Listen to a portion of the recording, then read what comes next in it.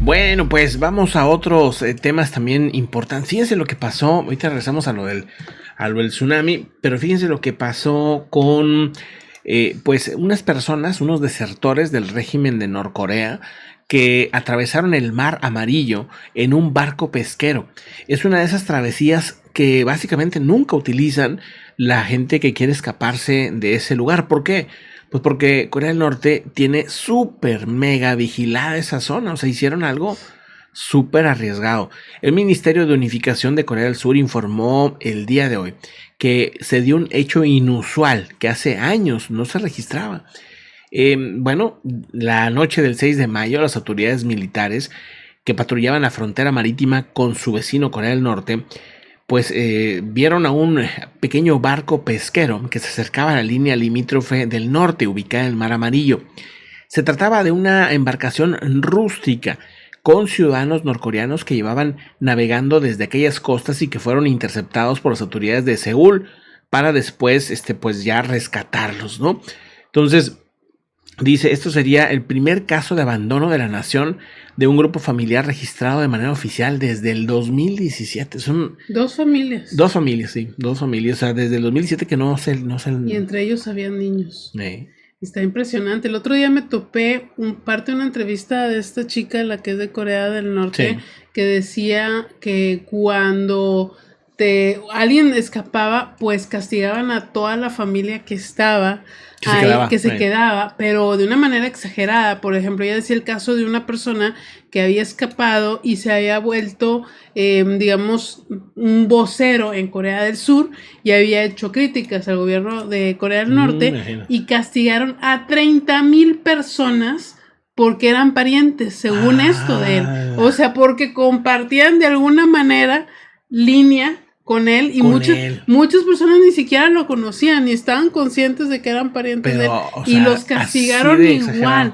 Entonces, dice, es impresionante, o sea, cómo son de duros para castigar. Y le preguntaban que por qué cada vez era más difícil ver a gente que escapa de Corea del Norte. Dice, porque se han vuelto todavía más rígidos, o sea, es más difícil. Más duros, ¿no? Exactamente.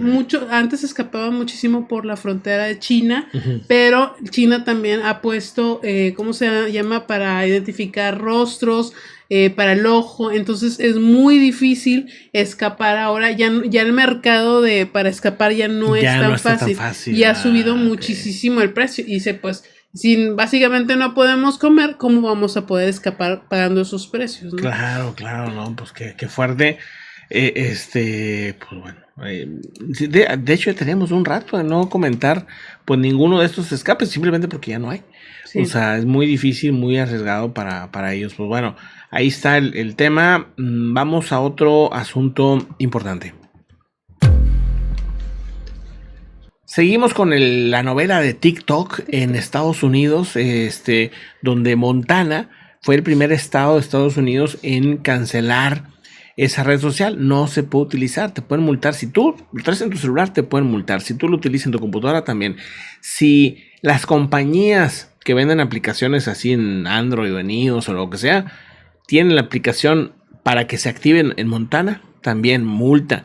Entonces, pues ahí lo que les comenté, hay gente que está muy molesta obviamente por el tema y pues dicen regrésenos la aplicación, ¿no? Exactamente, 5 usuarios de TikTok en Montana han creado un contenido, que crean contenido, pues han presentado una demanda al Tribunal Federal por querer bloquear porque ellos quieren bloquear más bien la nueva prohibición del estado en la plataforma de la propiedad china, y el gobernador de Montana, si recuerdan, el día antier, creo, Greg Gianforte firmó la legislación para prohibir TikTok a partir del 1 de enero. Los 5 usuarios pues buscan bloquear esta ley, lo que hace que sea ilegal que las tiendas de aplicación de Google y Apple pues la puedan ofrecer dentro del estado. La demanda está presentada en la Corte Federal del Distrito de Montana el miércoles por la noche y nombra al fiscal general del estado, Austin Consent, quien está encargado de hacer cumplir esta ley. Dice, los usuarios de TikTok argumentan que el estado busca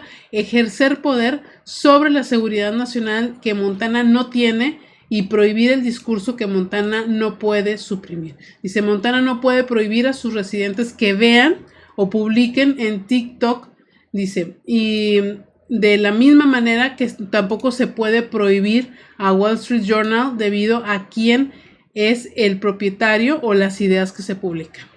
Sí, es que si te vas a eso, entonces al rato no vas a poder, muchos chips o muchas cosas que tiene Estados Unidos, pues también son chinos, ¿no? Porque es de origen chino, entonces ya vas a cancelar todo. Pues no, pues acabas cancelando la mitad de los productos que tienen los Exacto. de Montana. O sea, no se ha podido mostrar, no se ha podido señalar que haya un problema de seguridad como han argumentado. De hecho, el problema que argumentaba el gobierno era pues para los que trabajan en gobierno, no para la gente.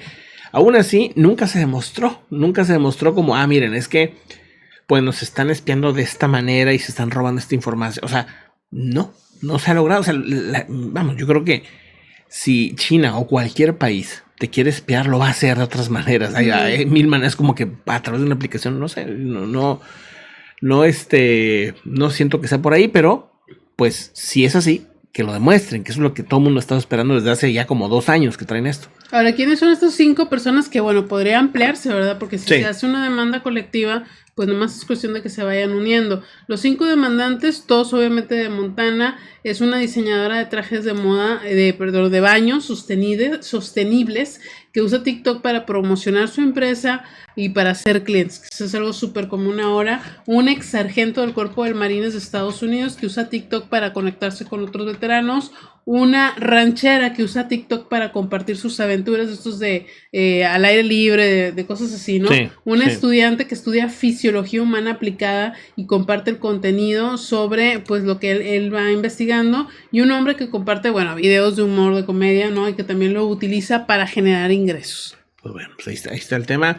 Eso está pasando en Montana específicamente. Otros estados de Estados Unidos no tienen problema. Vamos a otra información importante. Bueno, vamos a lo que está pasando, un reporte científico súper interesante de los hoyos negros, ¿no? De esos famosos hoyos negros que pues nomás nos han puesto la ciencia ficción, que es como una especie como de tornado o de embudo, una cosa así, en la que dicen es que es tanta la energía que todo absorbe y que nada, ni siquiera la luz puede salir ahí. Decía Einstein que ahí se daba una singularidad, que significa que hay hacia adentro energía infinita entrando, que eso es, de hecho él mismo lo decía, es imposible. O sea, él admitía que sus cálculos estaban mal, pero era la única manera de explicar eso que existe ahí. Pero de momento todavía son teorías, intentando explicar qué es verdaderamente un agujero negro. Entonces, el día de hoy se publica en physics.org, en la revista científica y sitio científico, pues esta teoría. El artículo trata sobre esta nueva teoría que sugiere que los agujeros negros podrían no ser lo que creemos. En lugar de ser regiones del espacio donde la gravedad es tan fuerte que nada, ni siquiera la luz puede escapar, esta nueva teoría propone que podrían ser defectos en la estructura espacio-tiempo conocidos como, escúchenlo, solitones topológicos. O sea, yo le llamaría el megabache, ¿verdad?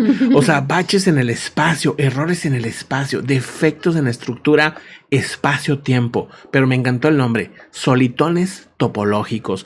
Aquí en Gonzalito se ve varios solitones topológicos que no han tapado. Tapado, por cierto. Que no han tapado.